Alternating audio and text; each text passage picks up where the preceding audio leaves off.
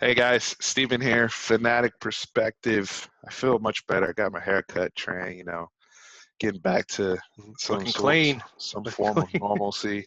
For those of you who follow me, thank you, brother. For those of you who follow my personal IG, I'll have my before after pictures on there because I feel tremendous. I feel even better because we're getting ready to talk about The Last Dance. Let's jump right into it, Tran. What was I'm gonna ask you? This is my first question for you. What's the biggest thing or couple things you can choose that you didn't know about Jordan coming out of this? We didn't do episode 7 and 8, but we're just going to kind of close 7 through 10. But what did you learn that you didn't know before coming out of this?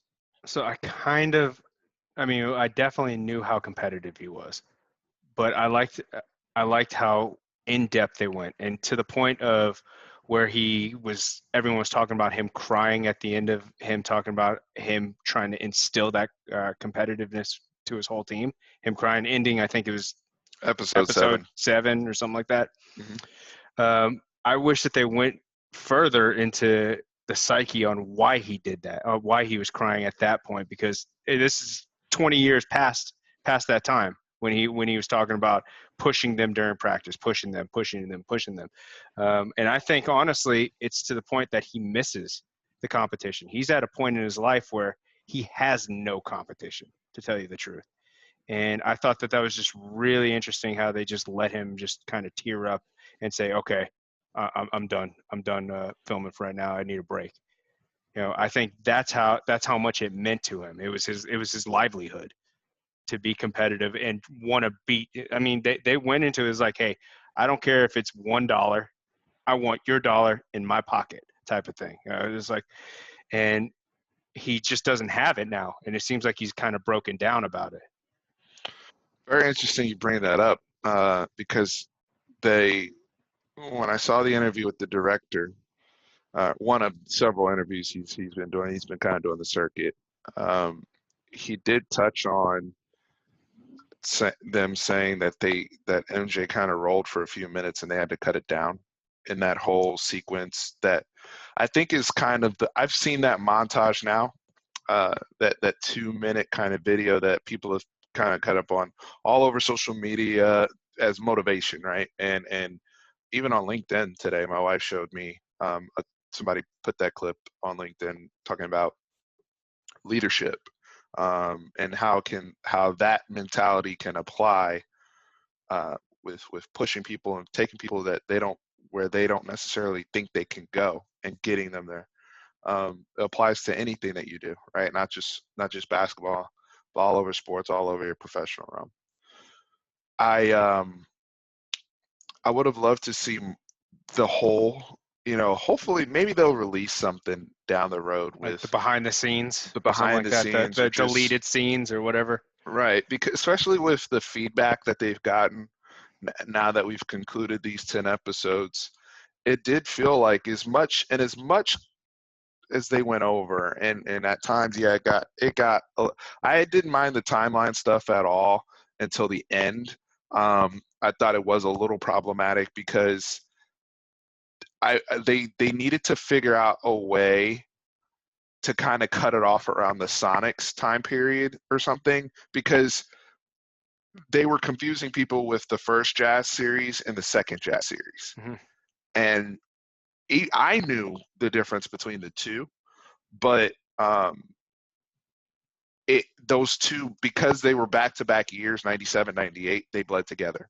Hmm. So that's probably one of my critiques. But I say all that to say they there has to be some sort of additional hour, 2 hours, however much they want to release down the road, that I know people will consume. Even if you want to say it's after hours or whatever you want to call it, of just raw. It doesn't even have to be edited up like this, right? Just release the stuff. I would love to see more. I know y'all have it. Like, for them to say he was going on for several minutes and that's what they cut up. Um, I do think there's probably more that he said that led him to, like you said, that point of emotion.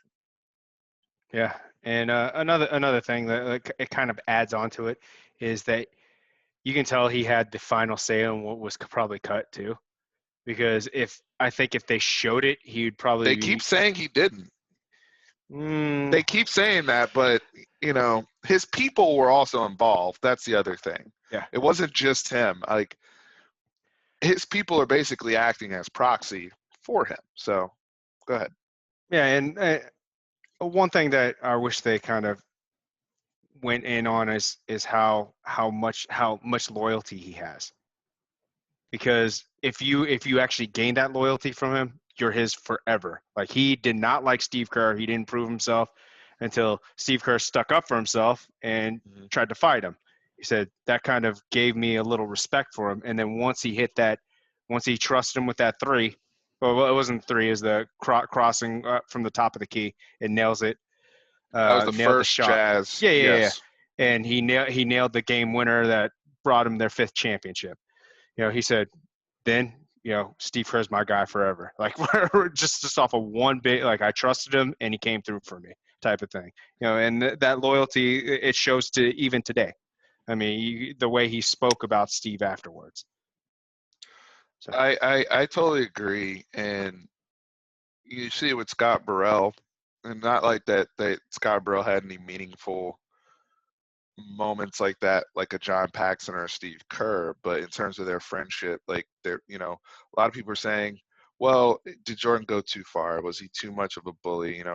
Calling the guy out of his name in practice settings and being relentless on him. But I do think there's a fine line between, locker room talk and getting on guys and, roasting people, which is healthy, in my opinion, uh, versus if that person's not allowed to say anything back or is ridiculed when they return fire, and at the end of the day, it's not all love. So and I say all that because Scott Burrell posted some pictures. Somebody posted a picture of him with Jordan's one of his kids, or I think the grandson or grandbaby, one of his grandbabies, and so it's like that's somebody who's a lifelong friend, and that's yeah, why and some of our best friends in life, we bust their chops the most. Just is what it is. So if anytime there's a ridiculous photograph that my wife puts on Instagram or a story, it's showing back up in my childhood friend group chat within minutes, typically, um, because they're the ones who are constantly roasting each other back and forth. So I don't see a problem there. I understand why some people wouldn't vibe with MJ personally, but the one thing is that this documentary left no doubt of was you can't question his greatness as a yeah. player, as a competitor. There's no question left, right? Um, Now, I do want to say one thing that I learned. Uh, I had never heard the pizza story personally. Oh yeah, yeah, yeah, yeah. Uh, I think that was BS. Personally, I think he was lying about it. I think Tim Grover's lying about it. I think they're all in on the lie, and they've doubled down to because my thing is this: if it was really food poisoning, and again, guys, this was for those who don't remember, this was during the first Utah Jazz series, which ended up being the Game iconic. three. Was it game three? Um, I don't I think it remember was which, game three. um, but he dropped 38 points in that game, and it ended up being called the flu game. It was either game three or game five. May have been game five because I they think were it on the was road, and then game three because they had game one and two at Chicago, and then it was when they first got there. That's what he was saying. But regardless, I mean they're right, showing it tonight, I think, so right, on ESPN. So yeah. If anybody knows exactly what game yeah, it was, please put it in the comments. But the point is, um, they they're Tim Grover, they're all in on saying 5 people showed up to the room with one pizza and they thought it was sketch and all this type of stuff. And it's just like, come on, come on. My thing is this. I do believe, considering the proximity to Utah to Las Vegas, or even if you didn't leave Utah, let's say you stayed at the hotel, knowing his nature and gambling and how he parties, MJ's a partier. Like, it's okay to say that. I think he was hungover. Personally, I think he was hungover. Because the other thing about food poisoning is you don't know when it's going to come out of either end. And like, you can be competitive as hell, but in the middle of a game, like if you have to throw up or poop on yourself, like that's just going to happen whether you like it or not. And so I don't know. Like I think as a kid, you hear the folklore of the flu, and it's like, wow, this guy's incredible. It's amazing. But knowing, especially like they talked about in the Knicks series earlier in the documentary, where he went to Atlantic City with his father. Like this is something that happened pretty often. Not pretty often, but it was a stress reliever, I believe, for MJ. Um, do I? But do I think he may have had too many drinks or something got in his system that was bad, causing that hangover, and he didn't recover? That's just my personal theory. Um, I don't know. That's just how I feel about the pizza story. Yeah, it's just I mean, it could be legit.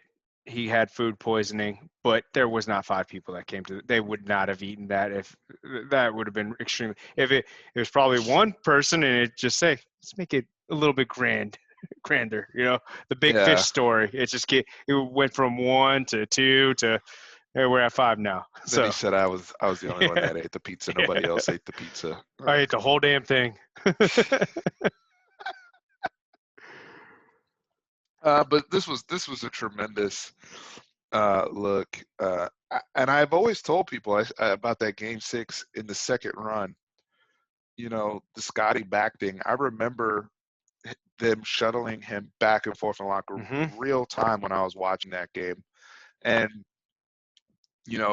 Karl Malone was just unbelievable mid-range, just dicing them up, right? Like, pick and pop or even rolling to the rim at times with Stockton. It was those 2 plays that Utah had via Jerry Sloan were unguardable. And so the game, but I just remember MJ. I remember thinking to myself, because my dad hated MJ and still does because he's refusing to watch the documentary. And he's my dad, by quick sidebar, they showed when John Stockton hit that shot in '97 to defeat Houston and sent Utah to the finals. My dad threw something in the house that day. I remember that moment. Specifically. I remember that because he's a Hakeem guy, and so Mm-hmm. he was just like so pissed off, and it was just like because that was the year we were really gonna have. And it's a shame we never had a Bulls Rockets finals. But we also never had a LeBron Kobe finals either. Both guys got a hold up there into the bargain. Houston didn't hold it up that year. Utah got in. But I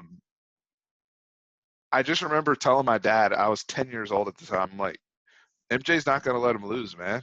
Like, Yeah. Yeah. You're that keen to it at 10 years old. Like, 10 years old, man. I was like, he's not going to let him lose. I don't know mark why it down by number 5. Mark it down get for your number mind 5. get your mind right now. He didn't want to hear it, and then him in disbelief to his anger when Karl Malone got stripped, which also, now looking back at it, John Stockton deserves blame for that play as well. 100%. People don't realize that. Not only that, who was Jordan guarding? Was he guarding He was Brian guarding Russell? Hornacek. Hornacek deserves, because he shifted out. He should have just sat at home right there, because the ball. Even if he was just sat down in the open zone, he would have gotten the ball the way the ball bounced off of Jordan's leg first. So Hornacek owns some for that turnover as well too. I put it on Stockton because I don't think he should have thrown the pass until he knew Jordan had cleared. Like, he had time. And I think it was just like just muscle memory, like beating the post. Because Karl Malone got stripped, but I don't know how he could have.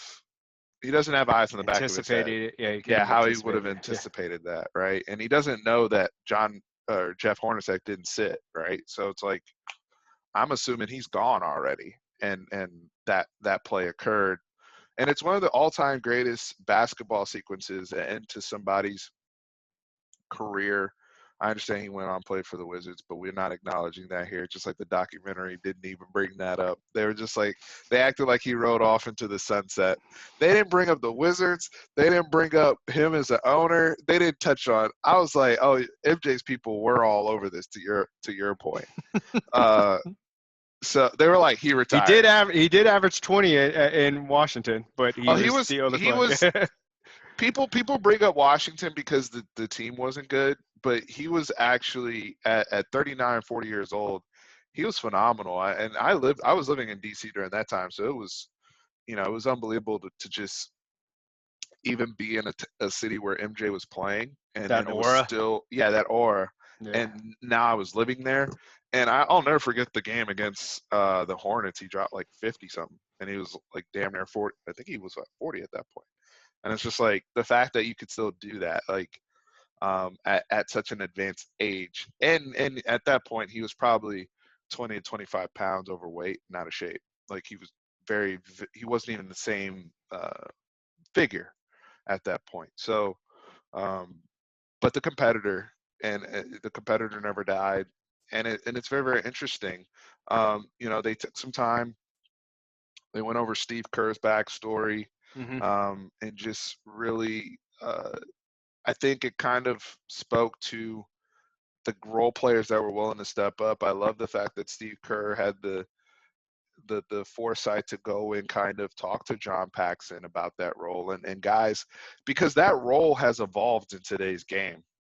You look at uh, all the great shooters you have now that do all their work off the catch, like Duncan Robinson in Miami, who's killing it right now. JJ There weren't Redick JJ made a Redick. career out of it.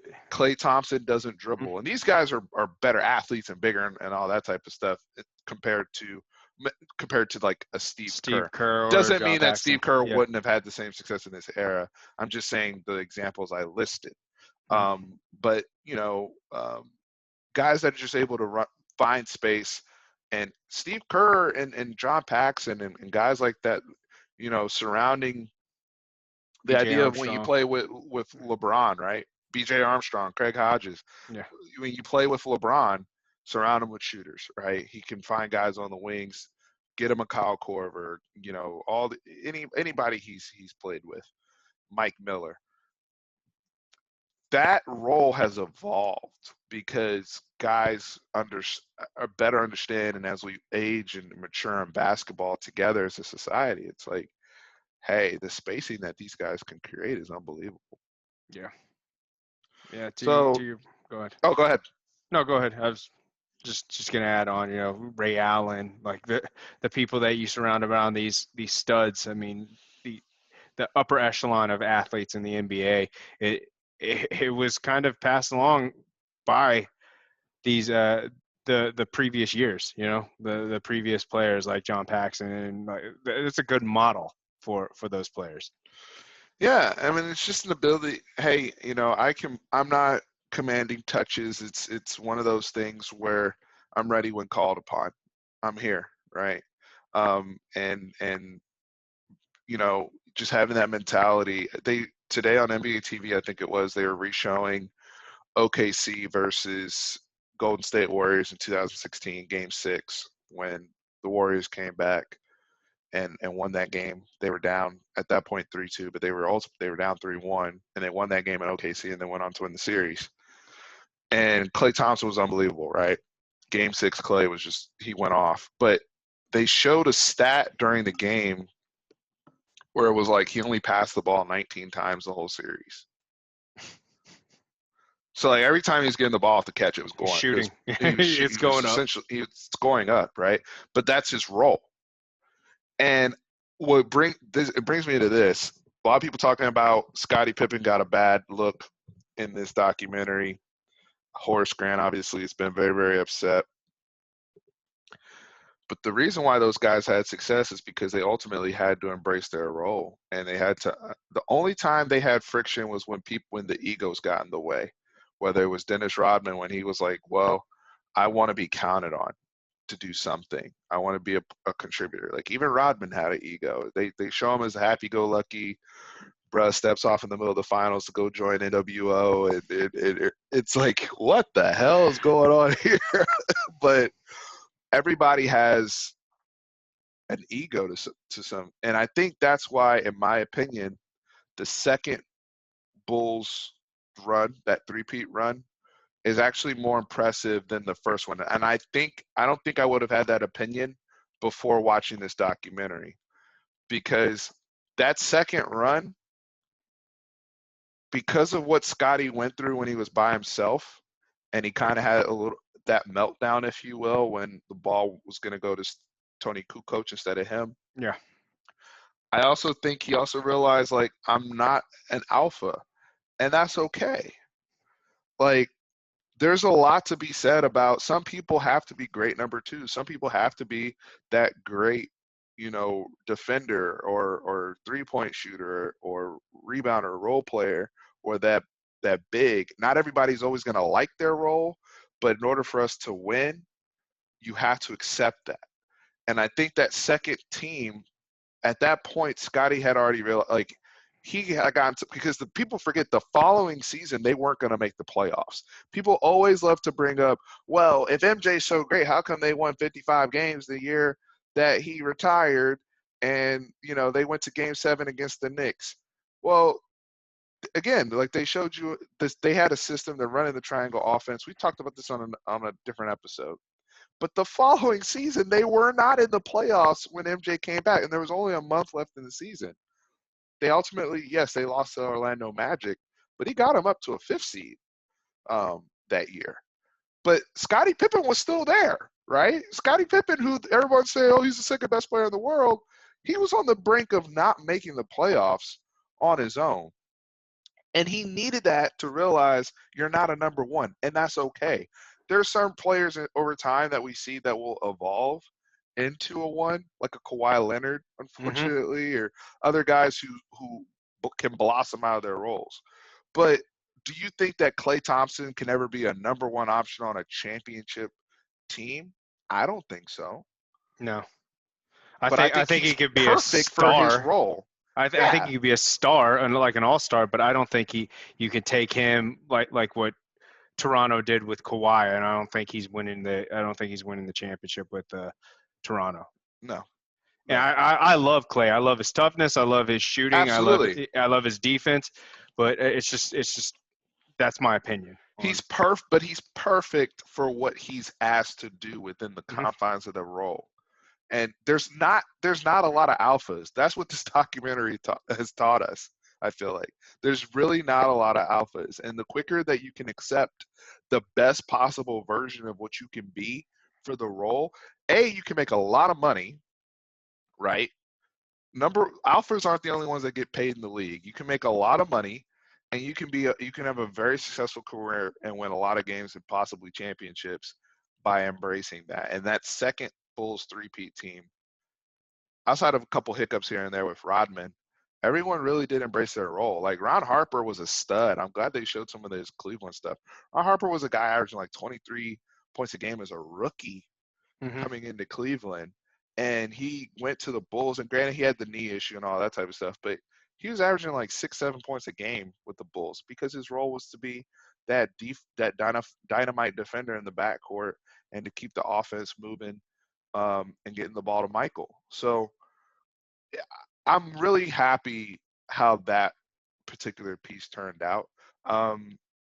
Anything else you want to touch on in terms of you wish you got to see more of, or So any criticism or critiques you have? they mention it so very briefly on his impact on today's game. I personally think his impact on the game is second to none. Like Kareem Abdul-Jabbar didn't have this impact. Wilt Chamberlain, even though he had those gaudy numbers, didn't have the impact. Bill Russell didn't have the impact. This guy made. I mean, they touched on it very briefly at the end with David Stern saying the international basketball game has changed completely ever since he was here. 100% true. It's definitely the Jordan effect. I don't. There's no Kobe without Jordan. inherently, there's no LeBron without Jordan. There's no Dwayne Wade without Jordan. All these people looked up to him to try to emulate his aura, as we said earlier, his game, his focus, everything like that. Even trash talk. I mean, look at Kevin Garnett. Kevin Garnett became the trash talking guy of the league, and he got that being a Chicago kid, you know. And who do you think he was watching growing up? Jordan. I mean, I wish they went more in depth on how much Influence. he Yeah. influenced the game. That's a great point. I even saw Dirk Nowitzki tweeted he fell in love with basketball because he saw Jordan in the Dream Team in the Olympics. Like, these guys were playing, but they understood, like, there's levels to this, and I want to be the best. Mm-hmm.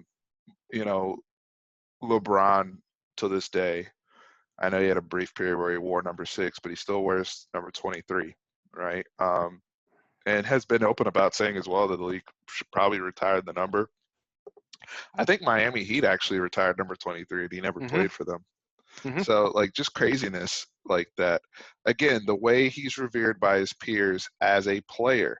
I saw an interview with Bob Costas afterwards on Scott Van Pelt, and he brought up the fact that even though Isaiah Thomas and Michael Jordan hate each other, when Isaiah Thomas was calling his games, and you could hear it. Isaiah Thomas is all over the broadcast. When you listen to the 97 and the 98 finals, that's Isaiah Thomas that was calling those games, for those of you who are not aware.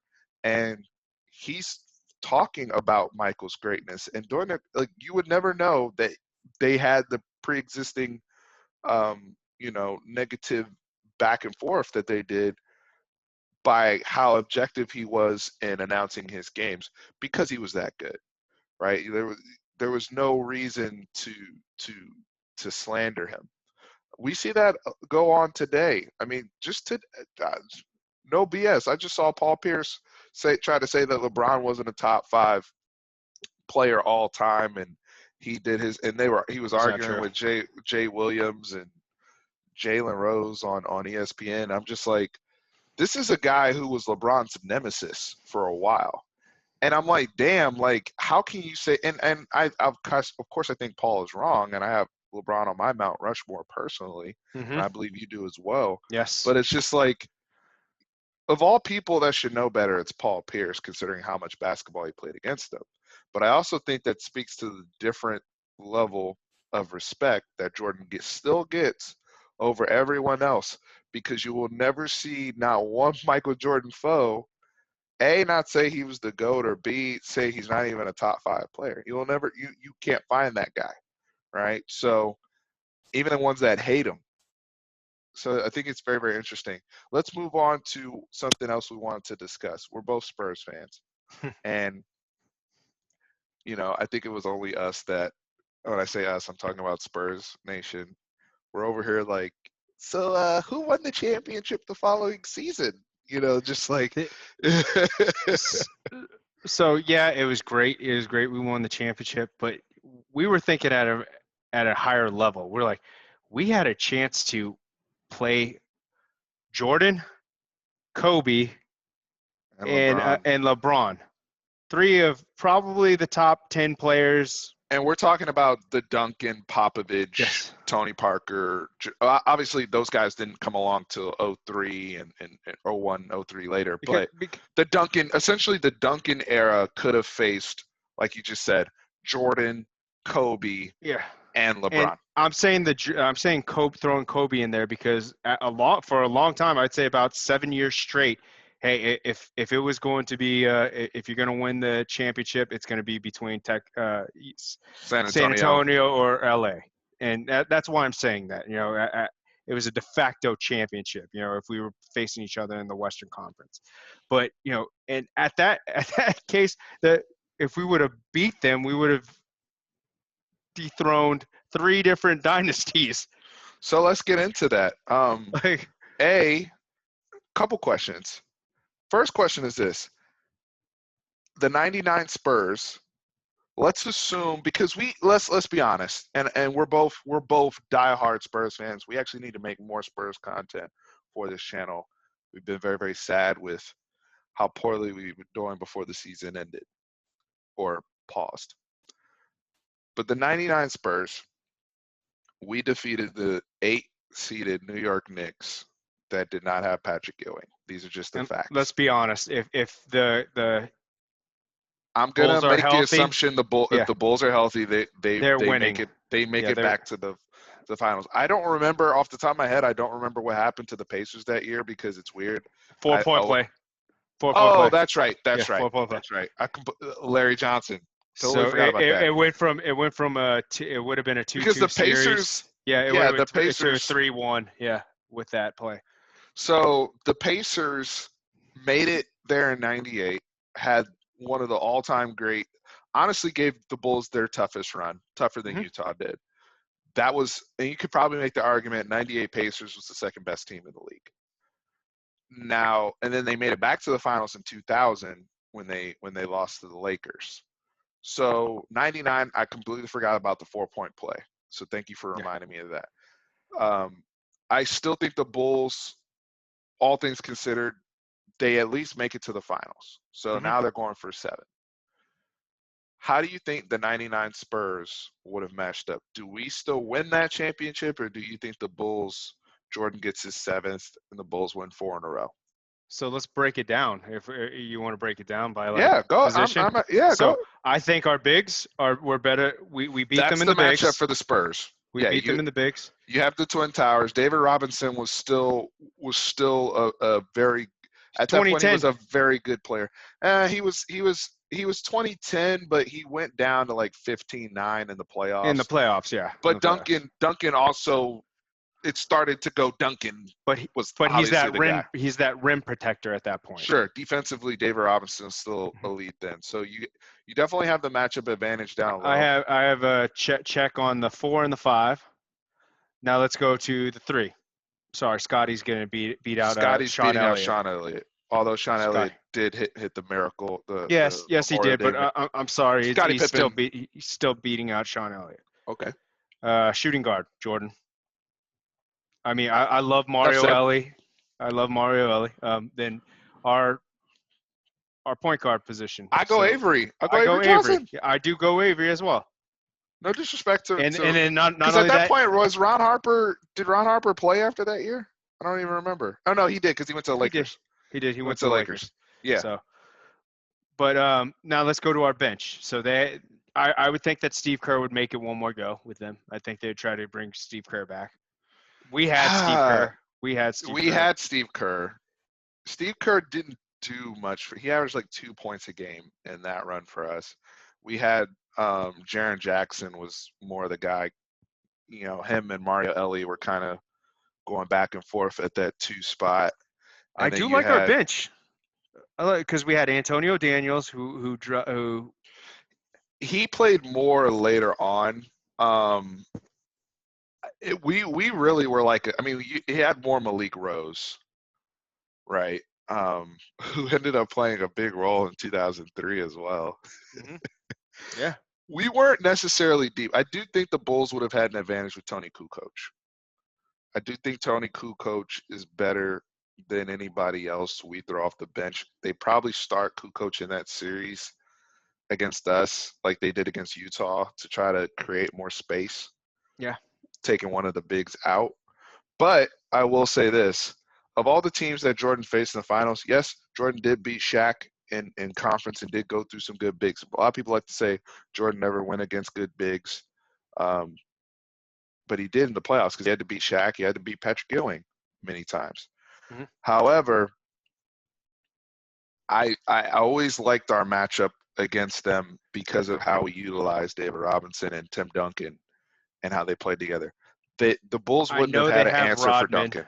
I know they have Rodman, but I don't think that, like, if you rewatch '99 season, how much Duncan stepped it up in the playoffs, it was unbelievable. I mean, even when Latrell went off in the last game, I think Duncan was right there. I think he had 35 and 15 or something like that, and Latrell had 37. Well, that also would have been a 37, 38-year-old Dennis Rodman who was released after that season, Mhm. and he served a role. I'm And just he would have. saying they bring back everyone from because we're You're talking assuming about they them bring back everybody. running it Sure, back. Yeah, yeah. sure, but even at an advanced age, I don't know if Tim Duncan would have had all these issues with David Robinson, or I'm sorry, with Dennis Rodman personally. I just don't. I don't necessarily see that. Now, I do think that Jerry Krause, being who he was, if let's say that the owner, Jerry Reinsdorf, convinced Phil to come back, which then trickles to Michael, and then they get a new contract for Scotty, and they get everything worked out. I do think they would have been shrewd enough to Can we go touch and on get a that different real big. quick? I know this is jumping around, but you just brought that to my attention. I wish they elaborated a little bit on that, where it's like, hey, Jerry, he goes, Jerry said that. At the end, do you remember where he goes, okay, Yeah, that's just funny. yeah.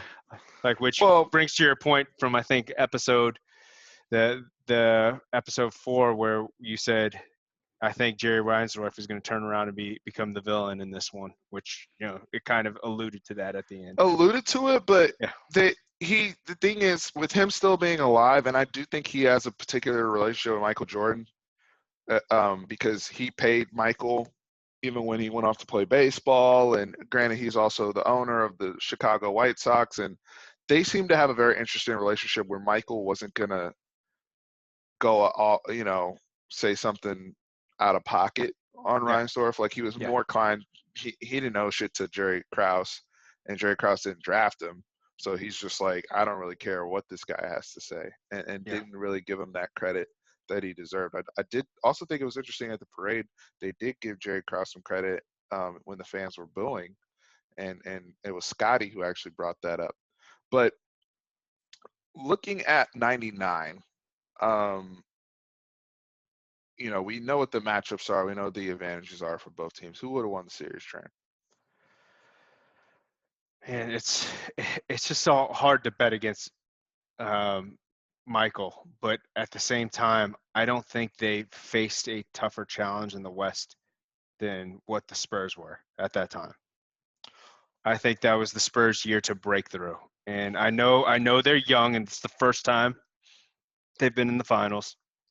And we're going against vets who've been there, done that. Mm-hmm. It's just that it's so, like, they mentioned this in Versus like a ragtag Knicks team. yeah.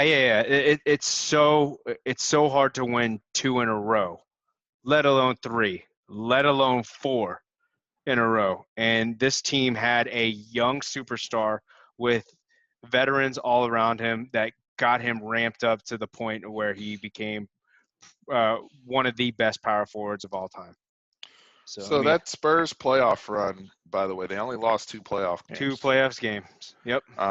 They went through. I think it was the very first one, right? Yep, Did they lose to they lost Minnesota? to Minnesota, And they lost game 3 in the finals. So and so that Minnesota team was led by a brand new star in Kevin Garnett. Mm-hmm. Then you had the Lakers the year before they won the Stephon championship. Marbury too, as well. Mm-hmm. And the Lakers got swept, right? Mm-hmm. Or we swept the Lakers.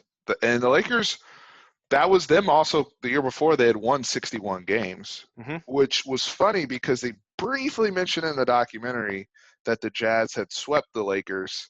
And they were like, he swept, and he said he swept Shaq, and that's when Jordan was like, "Well, I'm not Shaq," right? But people forget how impressive that was that Utah did that to them in the previous year. Right. Now we didn't have to go through Utah in '99. We actually had to go through the Lakers, and then we swept Portland, Memorial Day Miracle, that whole thing, go to the finals. So it was an impressive run, and we beat some really, really good teams. Do I think we were better than the Sonics team of '96 or even the Phoenix team in '93? Not necessarily, but I don't want to beat up on our team too much because this team gets the least amount of credit of any recent champion of the last 35, 40 years, because people always say that championship should have an asterisk because it was a lockout shortened season, which What about plays into LeBron's? no one ever wants to bring up Yeah. LeBron's that he won during a lockout, but ours has to have asterisks. Totally agree, right? But I will say this: that Spurs team, that's not their fault. They came in, they went 37-13. They were in great shape. Tim Duncan makes that leap. Tim Mm-hmm. Duncan, who by the way, first team All NBA his first year in the league, so he was already in the discussion for being a top 5 player as he walks into the game. Then he makes that jump to, is this guy one of the best players in the world? Mm-hmm. And he wins a championship his sophomore season. We get all that. I do think there's an argument to be made that the Bulls may have fresher legs with there being a lockout and knowing the competitiveness of Jordan and them being motivated to be together one more time and to potentially get another championship. They are able to come into the season in decent shape, stay healthy through the playoffs, and now they have their legs for the finals. I do think there's a possibility of that. I also think there could have been a possibility that things could have gone sideways for them because they were running on fumes emotionally, as we saw in this series of, being together for so long. And Scotty also, because you saw Scotty had issues when he went to Houston. Let's just be real. They Mm-hmm. tried to go form that little super team over there, Scottie Pippen, Charles Barkley with Hakeem Olajuwon, and it was not successful. So I don't know what type of Scottie Pippen shows up in '99 per se. Back comes up again, You flares up know, again. right. So I do think if the Bulls had made it to the finals, because my whole question was based around if the Bulls make it to the finals, I do think they would have been favored, and I do think they would have beaten us because of Jordan. However, this leads me to my second question. If Tim Duncan, let's assume the Bulls make it there, Tim Duncan goes off like he did against that whole playoffs, really, and the Spurs pull it out. Where would you have Tim Duncan all time if he has a win over Jordan, Kobe, and LeBron in the playoffs? I still have him right where I think ESPN's good right there. I still, So even if he had, so if he beat Jordan instead of the Knicks, you'd still have him at 8, or I think he was like, was he 8? He was 8 because Kobe and this Shaq were 9 and 10. this was also a 36-year-old 36-year-old Jordan who had played a lot of basketball Sure. deep in the playoffs. So yeah, I mean, I wouldn't have put it past us because Duncan was a special player. He doesn't get the credit because he doesn't beat his chest, and he has about a 2.5 inch vertical. But he was also every bit, and I'm not trying to again he take had the credit off. same mental aspect that Jordan had. And Even to the point where a every bit a little bit leader. came out. The little bit of that swagger came out the second time we played the Heat, where we're gonna beat him this year. This just walked off like so. I mean, he has the mental game down that Jordan had, and I don't think Jordan had played a big, let alone two bigs like that. Sure. I think they would have had trouble with. Definitely would have been a fun matchup for sure, but it was just something I wanted to get into because I do think Tim Duncan's career, one of the issues is when he won early, a lot of people were disappointed at who won post Jordan. A lot of people, that's kind of when the label of boring got applied because Duncan was a star coming into the NBA, and the NBA is, at that particular time was looking at who's going to kind of take over as the guy, and very rarely in the modern era is that actually a big man. It was Shaq for a little bit, and but Duncan, people just, it's like they go right to the Lakers three-peat, which was impressive, but Duncan was there his second year and got back there again over and over again throughout his career until Kobe ultimately became the guy, and then LeBron becomes the guy. But there were other guys around the time that they wanted him, like they wanted Vince Carter to be the guy. Like I distinctly remember the hype around Vince Carter coming out of North Carolina and his rookie season in Toronto where he's dunking on the Dikembe Mutombo and all these guys. Like there were different guys they had around. Jerry Stackhouse was another one. Who Allen Iverson was one at different guards or wing players that they really wanted to take that mantle. Grant Hill too.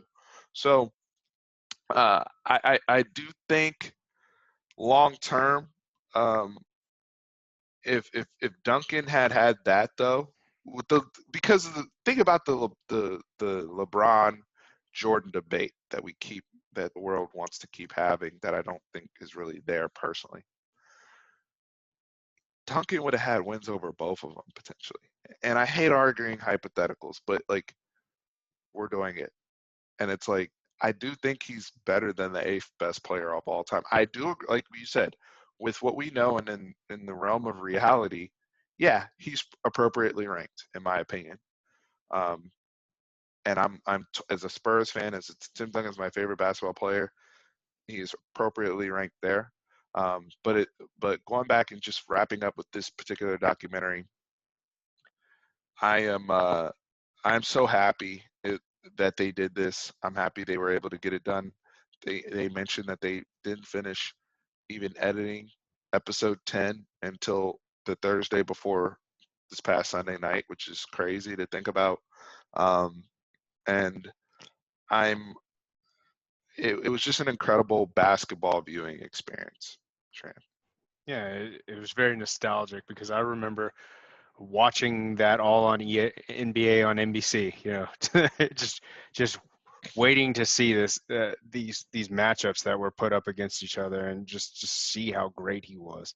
Like I remember even seeing him in his broke down years when he was playing for Washington, which was actually my very first NBA game that I went to, was the Spurs versus Washington in San Antonio. And I think he had like 13 points, but it's just getting to watch him live, getting to watch these athletes live, and just knowing the behind the scenes, that mental preparation, all the stresses that they deal with. Yes, they're athletes and they're playing a sport. I hate it when people say that oh they shouldn't have mental lapses or anything like that. There is, you know, and just going to at a psychological level with him and getting to see that play out live, it was just awesome and refreshing to see. Man, I'm glad we got to do this series together and recap it. Just the influence it has. It was the beginning of having sports back, as more starts to trickle in.